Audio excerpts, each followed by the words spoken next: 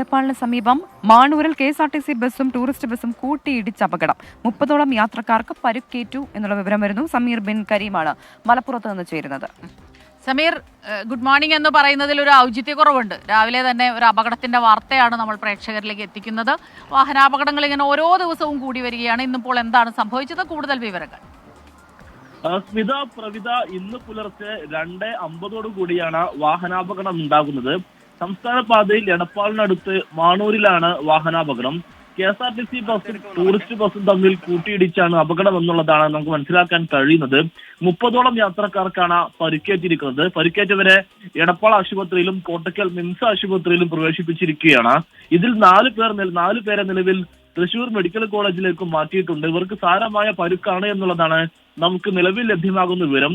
കാസർഗോഡ് നിന്നും എറണാകുളത്തേക്ക് പോകുന്ന ടൂറിസ്റ്റ് ബസ്സും മാനന്തവാടിയിലേക്ക് പോകുന്ന KSRTC ബസ്സുമാണ് തമ്മിൽ കൂട്ടിയിടിച്ച് അപകടം ഉണ്ടായിരിക്കുന്നത്.